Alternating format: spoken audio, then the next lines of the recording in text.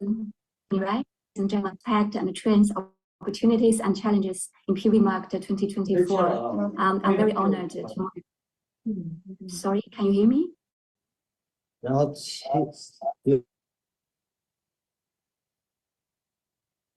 I hope you can hear me. Someone give me a Hi, sign. Marcus. Please turn on your camera. Thank you.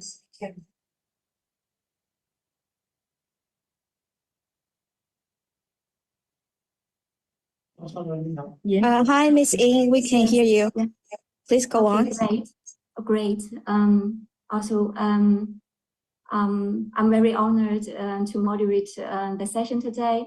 As we all know, or we heard from the last experts in the presentation session, solar PV has emerged as a major player in the renewable energy world, accounting for 3/4 of renewable energy capacity additions in last year all around the world. Solar PV has become a key contributor to the global energy transition. But in fact, many nations have recently adjusted their emission reduction targets and policies, which will have a significant impact on the future of the PV industry.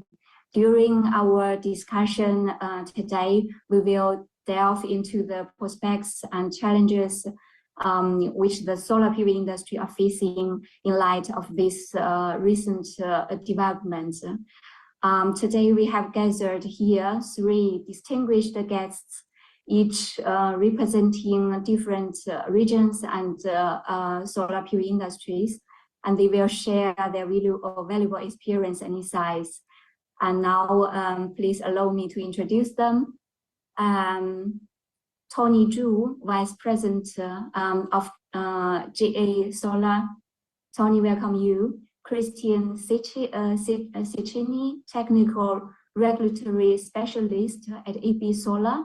Hi, Christian, are you here? Great. AB Solar is the Association of Solar Industry in Brazil. I'm very looking forward to your insights. And then we have Dr. Isabel Melam. Are you here? Yes, welcome. Isabel is the CEO of South America Photovoltaic Industry Association. Welcome. And then we have Sonia Dunlop, who is the CEO of the Global Solar Council. Hi, Sonia, welcome. And then we have Bartosz Majewski. I hope I pronounce your name correctly. If That's it's way wrong, better than my Chinese. So yes. Thank you. Thank you. Bartosz is the CEO at Mellow Electric. Welcome you. And last but least, we have Markus Schroff, who is the CEO at Fast Energy. Welcome, Markus. Are you here? Afternoon. Good afternoon. Thank you.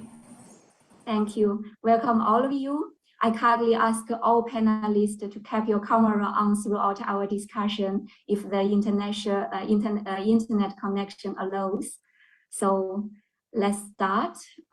My first question is directed to the 3 representatives of the associations. How do you foresee the prospects and trends in the PV industry in your region in 2024, which is a big question?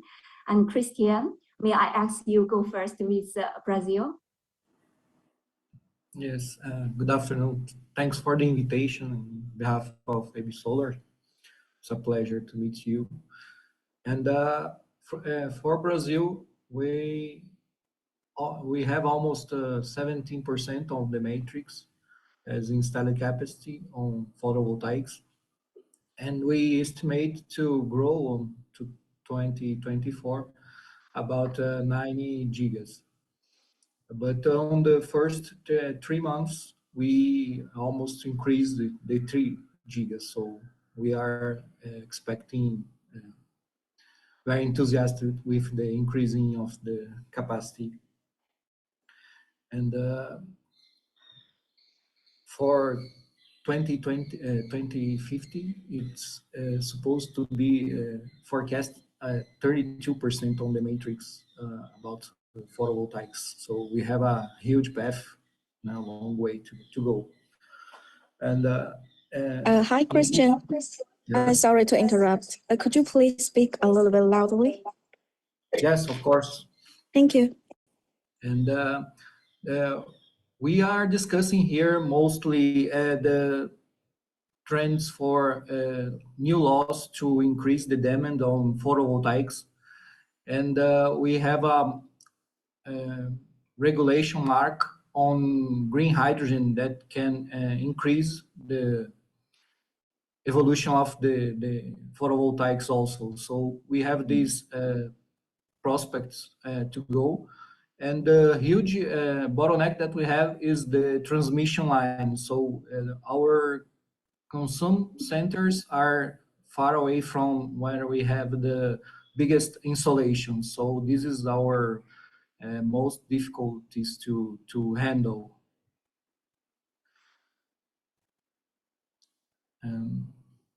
And on the GD sector, we have a trend that is expected to be stimulate some benefits on the GD sector. So now we are terminating the subsidies for the GD sector, and we are expecting to have, on the other hand, these costs and benefits priced, so we can change the subsidies. So this is how we are working on 2024.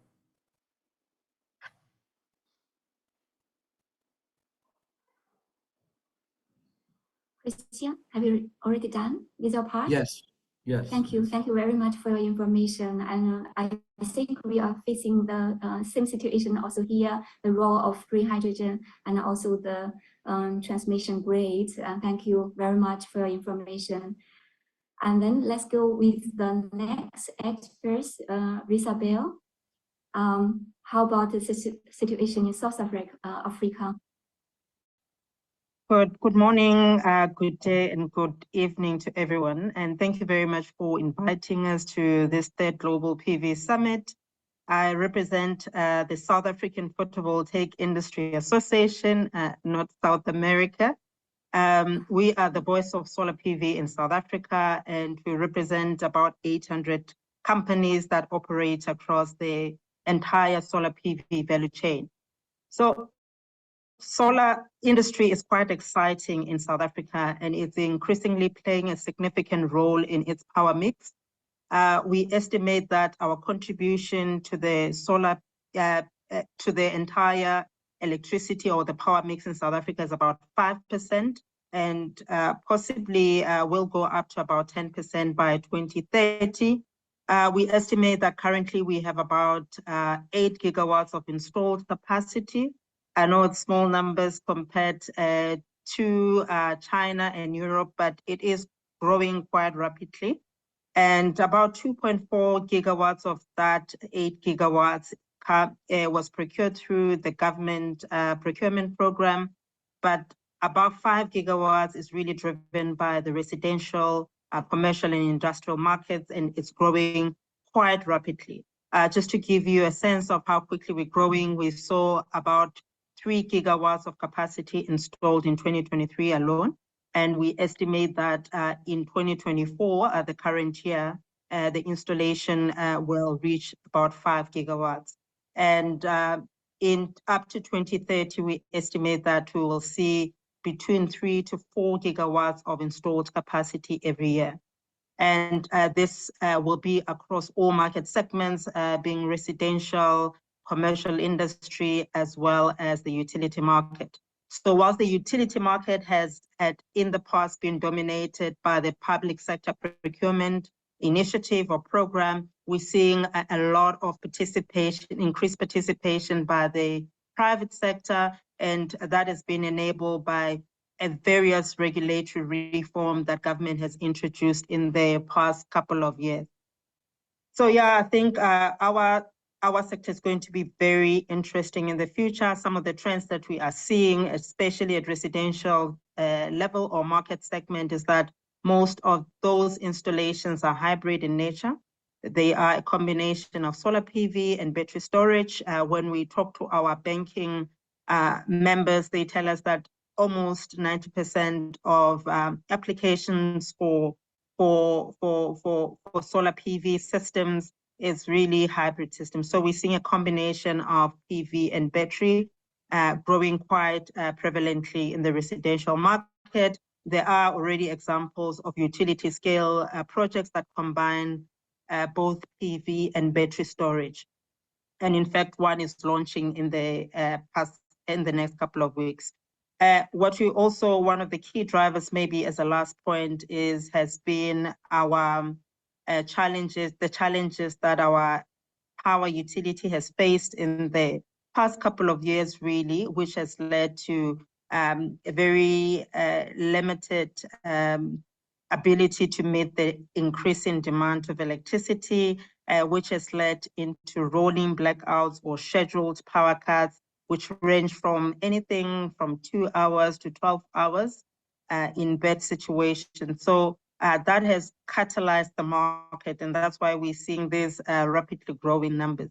So can confidently say South Africa is a gigawatt market for solar PV, and we do hope that we begin to see it on the S&P, because it's really one of the significant markets. And not just only South Africa, we're seeing increased capacity in the continent. We know that we have 40% of solar global resources are in the continent of Africa, but currently we only have 1% installed capacity. And if we are to triple the renewable energy contribution by 2030, we need to pay attention to the continent of Africa. Thank you. Thank you, Isabel. It's very encouraging what you shared with us about the situation in South Africa. Thank you so much. Sonia, I would like to ask you, I'm sorry? Sonia, yes. I know you're focused in Europe. Could you please share some insights about the PV industry in Europe?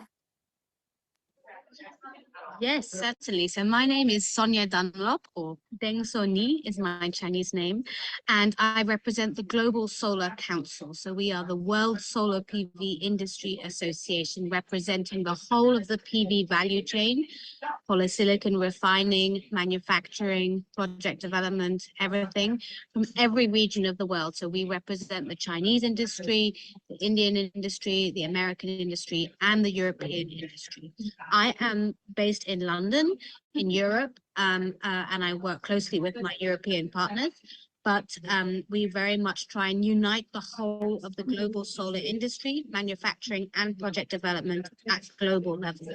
So thank you so much for the opportunity to speak to you today. What I can say in terms of the global market is that deployment is very strong in solar PV all over the world. And indeed, the outlook for PV is much stronger than for other renewables. And I think that is something to note. We use the global market outlook forecasts, and we predict that between now and 2030, that by 2030, we will see a 1.5 terawatt global market with a total installed capacity in the high scenario of 8 terawatts, almost 8 terawatts of total installed capacity at global level by 2030, by the end of the decade. To translate that, that is 25 billion solar panels installed in total all over the world by the end of the decade. And that is our target as the Global Solar Council. In terms of which are the major markets, so of course China is forecasted to be by far the biggest market in the world, then the US, then India, and then some of the European markets like Germany and Spain. In terms, you asked about the European markets, I can tell you that our forecast between now and the next 3 years is that the biggest European markets will be Germany, Spain, Poland, and Italy, and the Netherlands. The Netherlands is now a country that has more solar panels than it has people. I'm happy to say a bit more about some of the challenges that are still facing the global solar PV industry in Europe, in China, in Africa, and beyond. Christian de Souza mentioned the grid challenges in Brazil, so we have definitely identified that as a challenge that we need to be working on at global level. Ratabile from South Africa duly pointed out that, of course, we are we are seeing a trend at global level as well for solar and storage to be installed together. And we're seeing, huge growth in PV in many different markets around the world, and huge growth in Europe as well in response to the Russia-Ukraine war and the increases in energy prices. I'll leave it for there, and I'm happy to say more about the challenges later on. Thank you. Yes, yes. Thank you, Sonia. Thank you so much for all three of you. I think your positive attitude or the positive forecast from all your regions are very encouraging us. And then we go to the next one. I would like to discuss with you more about the current policies and regulations for the PV industry, especially those have been or expected to be in place by 2024 in your regions. Bartosz, I'd like to ask you to share your insights on the European perspective first. So maybe to give a little bit of context, I currently run Menlo Electric. We are a distributor that is active across Europe, Middle East, and Africa, including South Africa. So it's a pleasure to make this connection here as well. Now we've been running sales in more than 40 markets. I also previously was a COO at a residential and CNI installation company in Poland. And the reason why I'm giving this introduction is that we've been witnessing changes and the impact of those changes to regulatory schemes across many, many markets.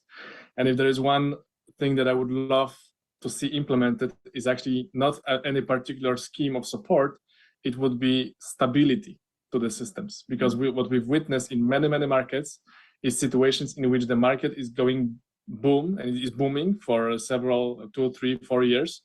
A whole industry is being built, as it was, for example, in Poland. So Polish residential market grew from 30,000 households per year to 400,000 households per year in a span of 2 years. 100,000 people were employed in this industry, and then within 2 quarters, the industry collapsed and shrank by 60%. Because of the changes in the regulatory scheme. So neither phase is particularly healthy for PV, by the way, right? The boom is not particularly healthy because then many companies are emerging, and even if they're not qualified, they carry out installations, and that creates risks, and it creates also potential bad mouth and negative PR around the PV industry if there are any accidents, if there are any fire hazards because of that. Neither the bust, because when the companies go out of business, there is a lot of negative word of mouth as well. People are getting into unemployment, and this creates negative atmosphere, negative mood around PV industry. Poland is by no means an exception. We witnessed the same thing in the Netherlands late last year. We witnessed a similar thing in Vietnam, I think 2 years ago, when the country was scrambling to install PV installations by the end of 2022. I remember, I think 8 gigawatts was deployed in a single month back then. And then there was a bust. It's not healthy, it's not good for the business, it's very difficult to work on long-term projects, it's difficult to work on innovative business models, it's difficult to implement innovative components or solutions if you're not sure you're gonna be still in the business 12 months from now. So again, I'm not going to be advocating for any particular scheme. What I can advocate for is for more stability. Of course, there are ways to manage it, but it's just difficult. You know, you can go international. That was our solution. So we saw what was happening in any given market. We went international as Menlo Electric. And because of this, when Poland was slowing down, Romania picked up. When Romania slowed down, Germany picked up. So we were able to ride those waves, but any company that doesn't have the potential or the means to go international is just at the mercy of political choices and can go from being very successful into being essentially out of business in a matter of a couple of months. Yeah, Bartosz, I can't agree more with you. And the policy stability and also the continuity of the policies regulations are so important for, I think, every industry. Yeah, thank you. And then we go next with Marcus. How about the new policies and regulations in the Middle East countries? Can you share some information with us? Thank you very much. Yes, of course. And first of all, before I comment on this one, I again also totally disagree with Bartosz in what he says. Policy stability is of utmost importance, and I think that is something that needs to be addressed on a global level. I myself have been developing projects in all across the world for many years now, and the lack of stability and reliability was really an issue. And yeah, I agree also with Bartosz about the fact that it's true, if you are in the lucky position that you have a global portfolio, you can move from region to region, country to country, that makes it easy, that's true. But not everyone in the industry is lucky to have that situation. So this is really something that needs to be worked on a global level. More specifically, from our side, being mindful of the time, I'm not talking much about fast energy, just that we are a developer and IPP investor into renewable projects in EMEA and APAC, with a focus on C&I, behind the meter and before the meter, as a matter of fact. But yeah, for Saudi Arabia, we are possibly I would say, somewhat new kid on the block. Most of the business here in renewables has been done via large tender procurement through government authorities. As you know, we have roughly, I think, more or less 10 gigawatts in operation nowadays, in terms of large utility scale projects. Not so much on the C&I sector, even though we have recently had a new regulation that enables C&I under self-consumption net billings scheme in Saudi Arabia. And we believe here that this regulation for C&I is absolutely paramount to achieve the very ambitious goals of Saudi Arabia. You might have heard most recently the Ministry of Energy has announced that our capacity targets for 2030 are 130 gigawatts. So we're going to add 20 gigawatts of capacity per year over the next few years. I'm sure that we achieve this. I think Saudi Arabia has shown in the past that whatever they wanted to achieve, they have achieved. But C&I is a very, very important part of that. I think we can look at well, I think at least 10% of that annual capacity will come through C&I business. And what we need for this is a more solid net metering regulation. That is very important for us. That is something that obviously is here to a certain degree, but it is not really fully developed. We're looking at our neighbors in the UAE and Dubai, most notably, where we have a very experienced, a very long-standing 6-7 years now net metering program. And I would hope very much that here in Saudi Arabia, we're going to see something that will remove the limitations, capacity limitations, and enable us to drive growth in the sector as much as in the neighboring countries. Thank you, Marcus, for sharing the very important information with us. Tony Zhu, you are in charge of the global market for GE Solar. And from a global and business perspective, what policies and regulations do you think can promote the development of the PV and solar industry? Can you share some insights with us? Thank you, hostess. Thank you, all the guests. Yeah, definitely we're thinking in a very stable or much more stable, the policy will be definitely being supportive in terms of for the development of the solar.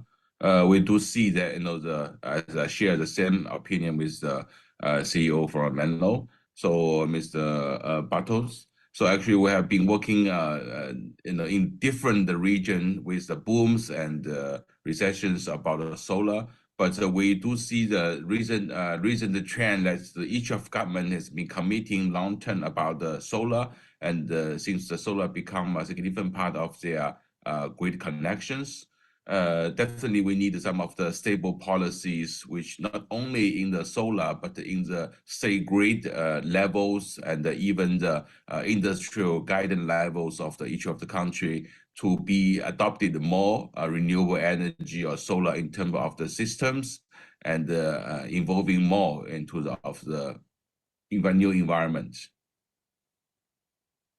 Thank you, Tony. I think we share the common understanding about policies and regulations we need for the PV industry all over the world. I hope our voice today or our policy recommendations could be heard by the policy decision makers. So I go further with the next question is about what do you believe are the most important opportunities or the critical challenges we are facing in the global PV industry market in 2024. I think some experts in the previous sharing, you have mentioned some challenges. I would like to go with you more deeper about the challenge and opportunities. And Christian, I would like to ask you to go first. Okay. I think one problem that we are starting to have here, and I think globally affected, is how to, as photovoltaics becomes bigger, it starts to share the market with other big sources. So it also starts to have to be attacked by the other sources. So as a variable generation technology. So here we are starting to develop some issues about how to deal with the variable generation. So implementing photovoltaics with armazenation BESS batteries. So we are expecting an auction on August to be the first one that permits renewable source to enter as a hybrid power generator with batteries. So I think this must occur all over the globe. So this deal is important for I think the photovoltaics is to offer manners to enter on their grid, and not as a variable source of energy, but as a reliable one. So I think it's the most important thing on 2024 for us. And on the residential, I think it's also with the use of the batteries is starting to grow because of we have a regulation here that we can't have a inversion of the flux of power fluctuation. So we are starting to have limitations on the net metering system. So we are starting to use batteries to deal with this also. So I think this is the main thing to put the eyes on.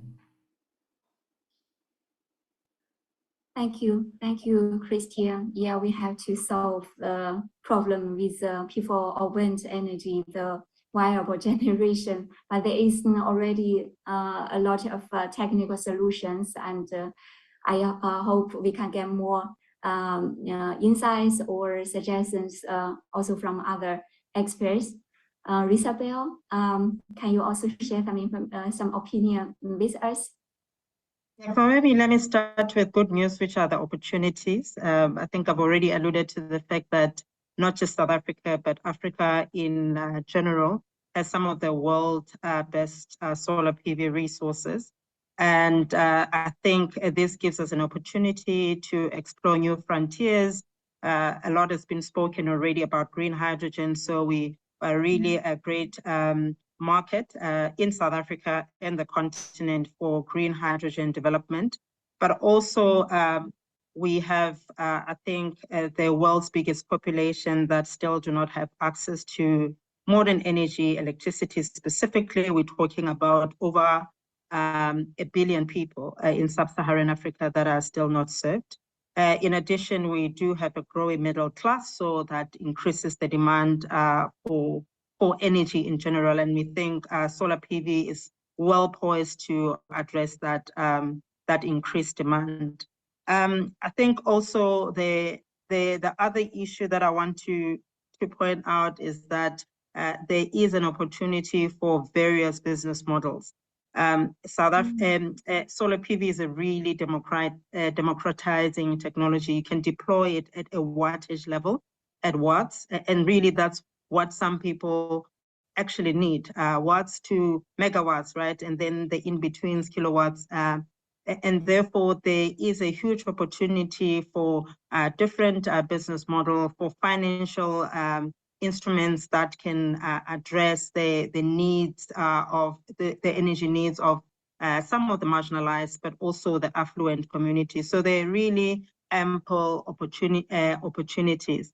In terms of the challenges, I think the issues of grid connection and flexibility have already been spoken about. To manage the variability of solar PV and other renewable energy sources, higher incorporation of storage. I don't think it's a challenge, but it's something that needs to be promoted. But lastly, issues around stable regulations. And I don't want to steal any thunder from my colleagues who have articulated the need for stable regulatory environment, which is absolutely critical for these industries to grow and to avoid peaks and dips, because that totally destabilizes the socio-economic or the economic development agenda of countries. And I think especially South Africa and Africa would really not benefit from fluctuation in policy stances.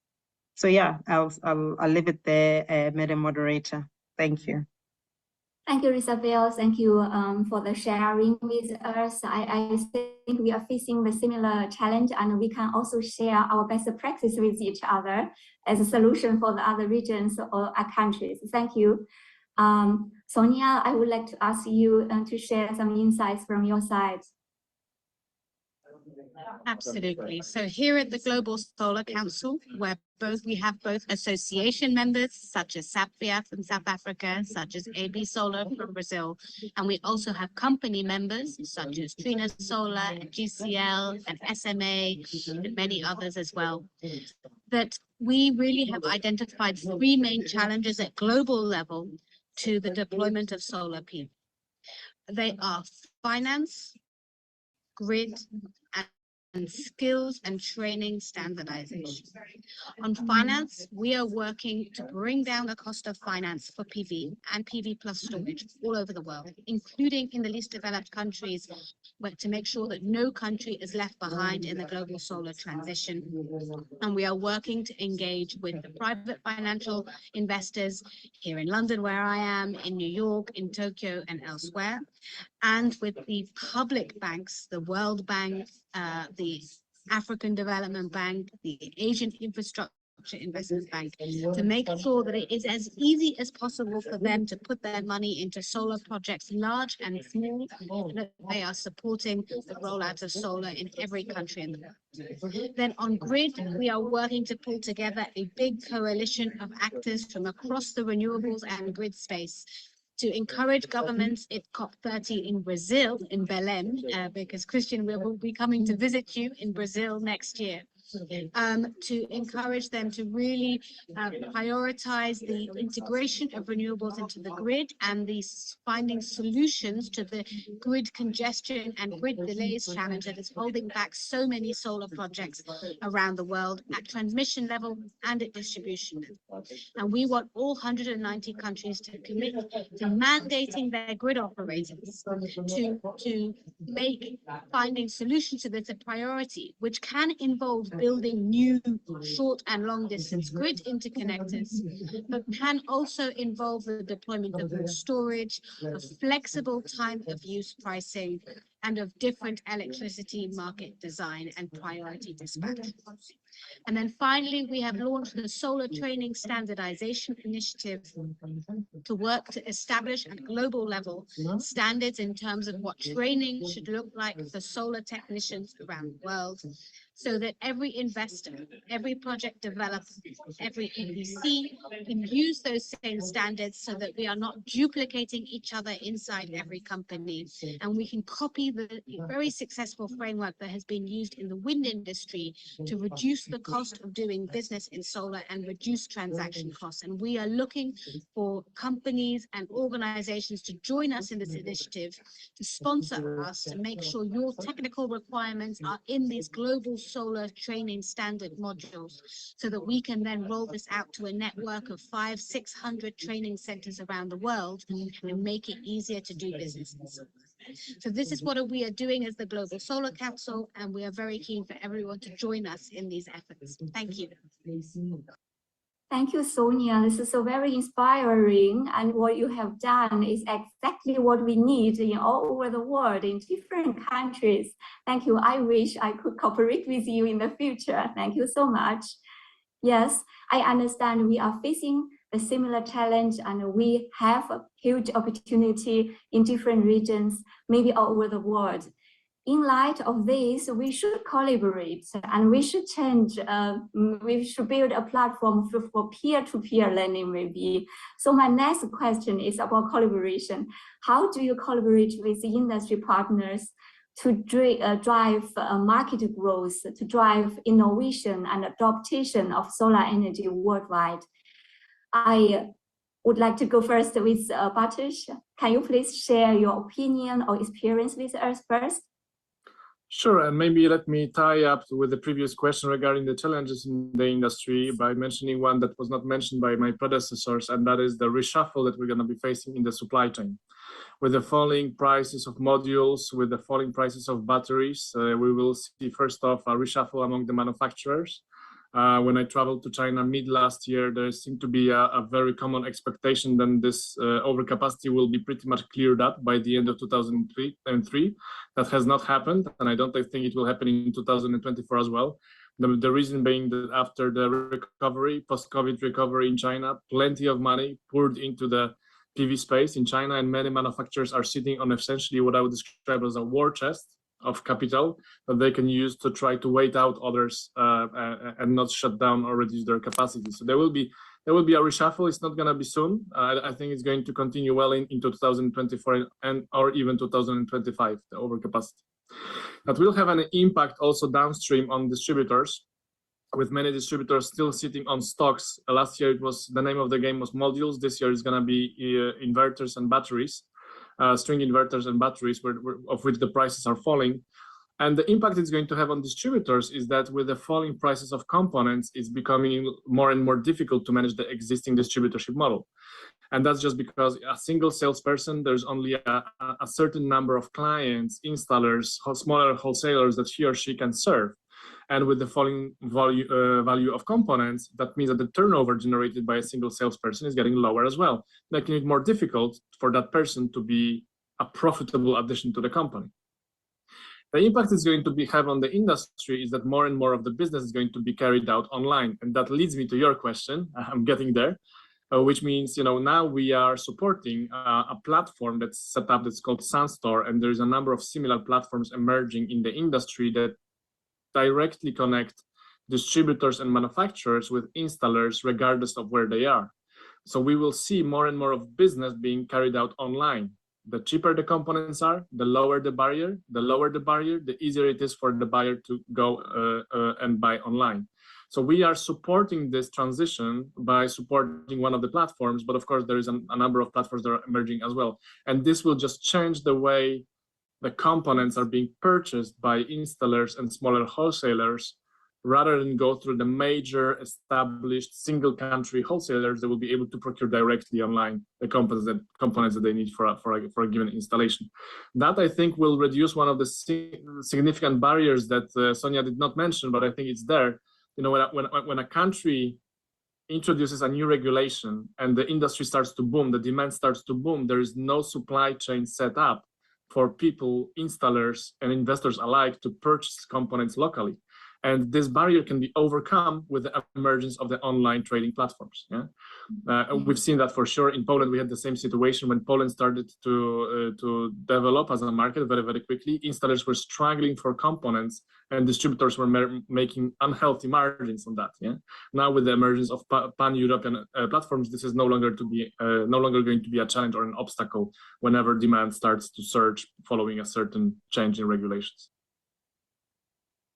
Thank you, Bartosz, for sharing also your opinion about the challenge, the reshuffle of the supply chain globally, and also the new model of online trading platform. This is very exciting, and thank you for sharing the information with us. And the next one, I would like to ask Tony to share your opinion with us. Tony, the floor is yours.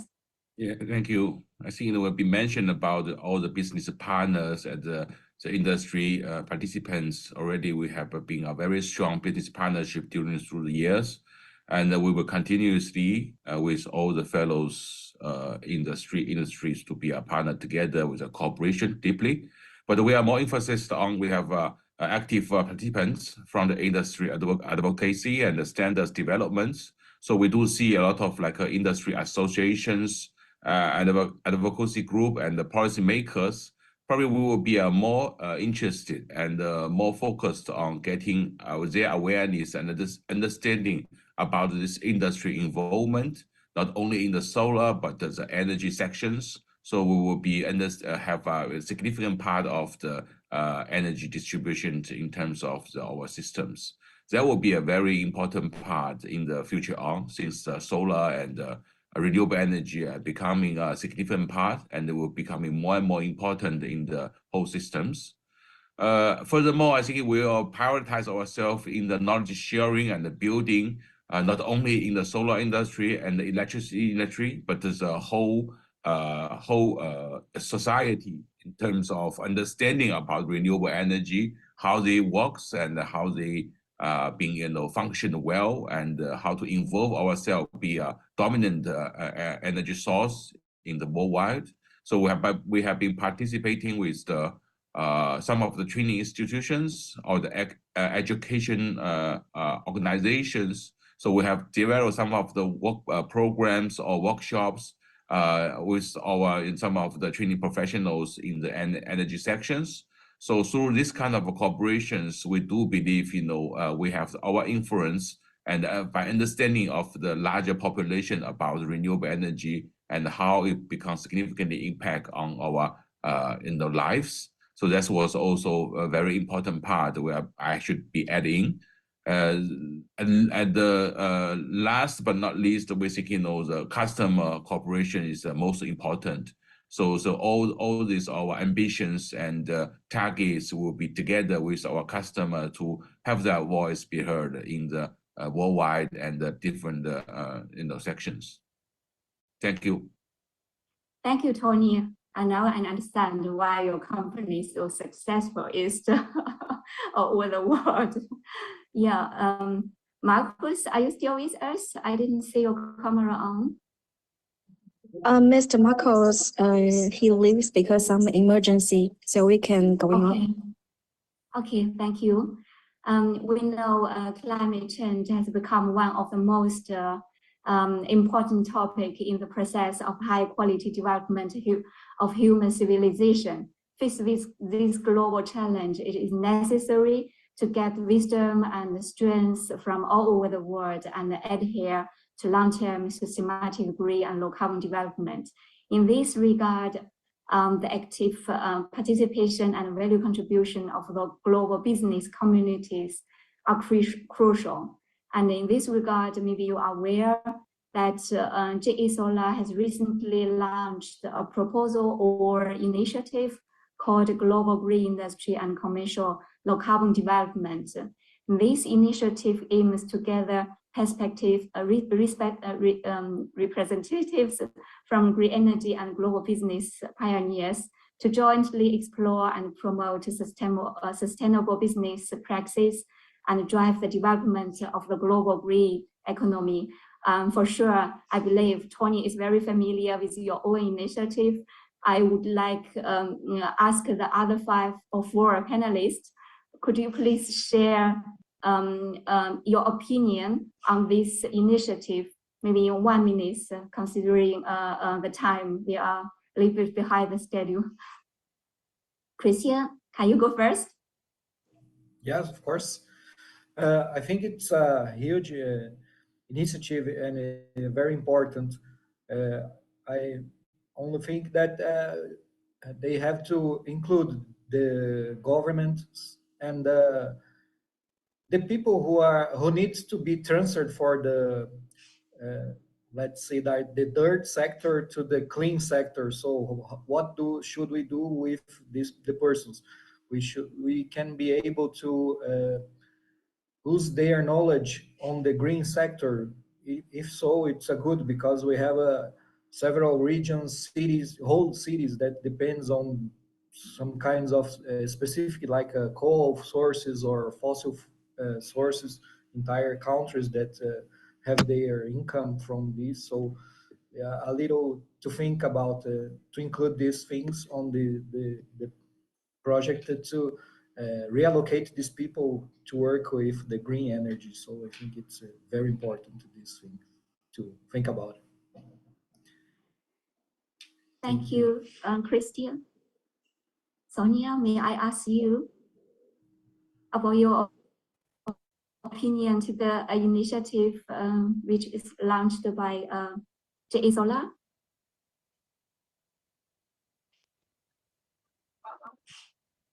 Absolutely. Yes, no, I fully support, and I really want to give the support of the Global Solar Council to continue to work with you on this, on the topic of just transition, and how we make the energy transition happen is absolutely critical. And I just want to say that our vision as the Global Solar Council is to build a global energy system and many national energy systems that have solar at the heart of the system as the primary generation technology. And then around that, we think about the enabling technologies, which are other renewables such as wind, geothermal, hydro, and so on. Other technologies such as battery storage, long duration energy storage, flexible demand, and cross-border interconnectors. And if we do all of those things, we can build a completely different energy system for the future that is decarbonized, democratized, and decentralized. Thank you. Totally agree with you, Sonia. And Isabel, can you also share some insights with us about the initiative? Fantastic, thank you. First of all, congratulations for this fantastic initiative. I believe it's timely and it's much needed. What I would like to say is that as we implement it, we need to be mindful of inclusivity. So making sure that we include everybody who needs to come around the table, including the marginalized, underscored, but importantly, government and institutions that are important to their transition. And that we need to maintain and position solar as the key solution to the transition, the green economy transition, or the energy transition. I think we also need to make sure that the goals are clear, and that we're not duplicating efforts, many efforts of other organizations. That's why we are open to engaging and collaborating with JA Solar. But I think initiatives and programs are only as good as the impact that they make in society. So we need to be upfront, able to measure and to have success measures in place before we even implement, so that when we're successful, we can say, oh, this is what we achieve, that is what we aim to achieve. And indeed, we achieved it. Yeah, thank you. Thank you, Isabel. Thank you, Isabel, also for your suggestion. It's very useful. And then last but not least, we still have Bartosz with us. Can you also share some opinion from your side, please? I think it's a very timely initiative, right? Especially we discussed earlier how susceptible our industry is to changing regulations. The C&I space is typically more robust and less sensitive to changing regulations than residential, for example. And this makes it, I think, a very worthwhile long-term initiatives. We were definitely seeing also in our sales and among our clients an increasing interest in the C&I. The residential seems to be a little stagnating in many markets, so it's definitely a good direction. On our side, we're also trying to make solar available to institutions that typically do not have the means to make it to carry out the installation or finance the installation by themselves. So we're running a program in which we partner with suppliers, with manufacturers, and also with installers, our clients, to deliver installations for institutions that take care for kids. So it's pediatric wards at hospitals, it's orphanages, it's schools. We've carried out 15 installations like that with our partners, with our manufacturers that we work with, and with installers that are our clients, totally for free for these institutions. And I think this is important also for us, not only to think about the business side of things, but also to think about institutions that can benefit from the solar energy, but they cannot afford it at current stage. So I would be very happy if JA Solar and other major manufacturers would also engage in this kind of activities. There is a lot to be done. We carried out also our first installation in South Africa recently. So so I'm looking forward to making this as available and as paramount as possible. Thank you, Bartosz, also for the suggestion and a great idea. I think all the information I have already noted by JA Solar. So thank you very much, everyone, for sharing your valuable perspective and recommendation and insights with us. For me personally, I feel like I just have a virtual journey with all of you. You guide me to go through the different regions, and then it's very inspiring me. Thank you very much for all your valuable time and sharing. And also from my perspective, thank you JA Solar for providing us this amazing platform. Thank you so much for inviting me here. So I hand over back to our moderator, Mr. Chen.